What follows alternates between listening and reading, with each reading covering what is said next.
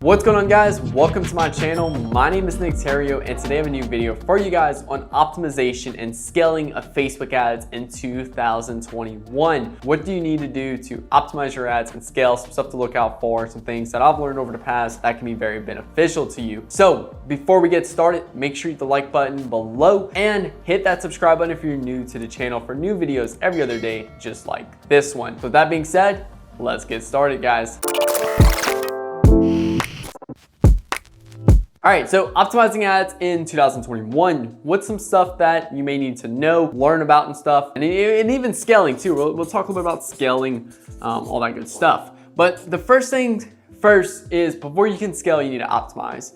And simply optimizing is just cutting off the stuff that does not work. You know, cutting losses. Cutting losses. People will go ahead and they'll let an ad run way too long, like a few weeks too long. Like, hey, cut that off. If you spent, probably, I like to go by days, and AOV. So if I spend at least 2 or 3 times my AOV on an ad, not an ad set, or not even a campaign, on an ad, I wanna kill it if the ROAS is, the lifetime ROAS is below the KPI I'm trying to hit. So if I'm trying to hit a 3x KPI, and after say a week, and we spent over 2 to 3 times our AOV, I'm gonna kill it if it's not hitting those KPIs I set. So key performance indicators, and that's your ROAS and all that stuff. So cut your losses. Go through your ad account right now, find the ads that you've been running, and maybe it's about time to cut your losses short. So next thing is introducing new ads. Now, I don't want you guys to go ahead and just go to your ad account right now and start typing up a bunch of new ads. I want you to go ahead and identify your best performing ads. This might be 3 or 4 ads. Sometimes it's 2 ads, and that's totally okay. I want you to go identify your best performing ads. And then what I want you to do is create spawn, offspring, not really gonna get into a reproduction class here, but create children of those ads. So for example, I like to look at the pizza and the hamburger reference. So let's do a pizza and hamburger. So pizza and hamburger right here. There is let's just say these are your best performing ads. You have a pizza ad, a hamburger ad. So ad number 1, ad number 2, whatever. Your 2 best performing ads right here, a pizza and a hamburger. Now in the pizza world, there is a lot of different pizza. So you can go down to pineapple or no. Some people like pineapple, some people don't. You can go to, I think it's a margarita pizza, which is like a vegetarian pizza. So I'm just gonna call that Marge or no. Some people don't. And then we have, pineapple, margarita pizza. What about a meat lovers pizza? So this is your best performing ad right here, pizza. We just know people like pizza, that's it. They love this ad, they like pizza, but we don't know what they like specifically about this ad. So we don't know what specific interests of this pizza like, because if we say pizza, everyone has a different representation of what a pizza is that they love. For me, I love a good, meat lovers pizza from this little joint in my hometown. And then also too, Domino's cheesy, what's it called? Pepperoni pizza. Absolutely love it for a good cheat day. So, hey.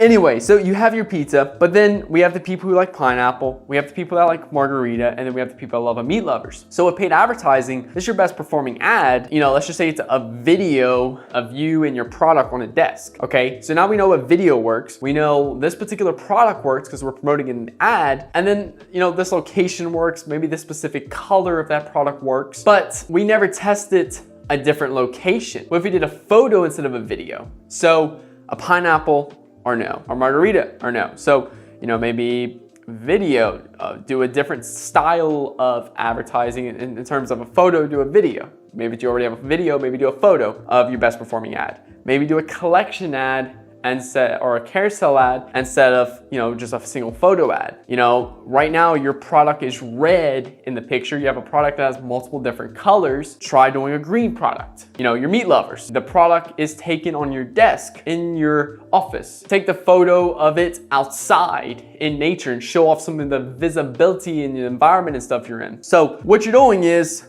you're breaking down your best performing ads and going after the more specific variables that's worked really well. So for us specifically, one of our clients sells this particular sign, metal sign, and we had 2 people holding it up, and we're like, hey, this works great. Some content of people in the picture and the sign. So we started producing more content, but not the two people holding the sign. It was just single people holding it, and it performed horribly. So then we go ahead and we decided to get more pictures exactly like that, just different environments and different ages of people. And it built this really like this trend now to buy this sign and post it in the comments, and works extremely well for us. But anyway, it's due through testing different creatives and going after the individual variables of why this ad went good, and repeating those variables and testing them with other variations is what allows us to optimize our ad account by producing better ad creatives. So that's ad creative number one. And your hamburger. So again, this is one particular ad. This is your second ad.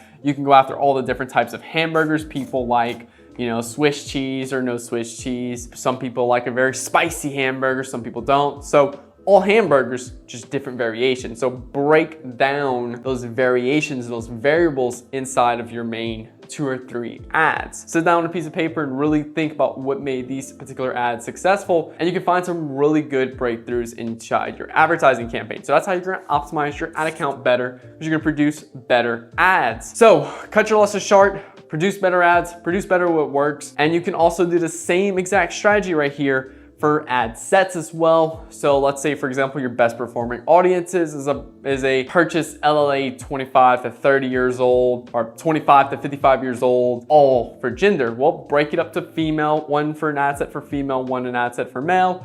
Break it down maybe to further ad groups, age groups and stuff like that. That's all stuff you can further break down, further optimize the ad account. So optimizing 101 is key before you're doing scaling. You want to break down the ad account and maximize your current daily budget before you start to scale. Now, scaling is super simple. Like, I'm not gonna lie, it's super simple. The optimizing is the hard part. Scaling, look, this is all you have to do for scaling. I'm gonna give you guys the formula right here. Let me just, kind of do a little breakthrough right here. And that is simply ROAS. Heck with it. Let's just do a whole nother sheet.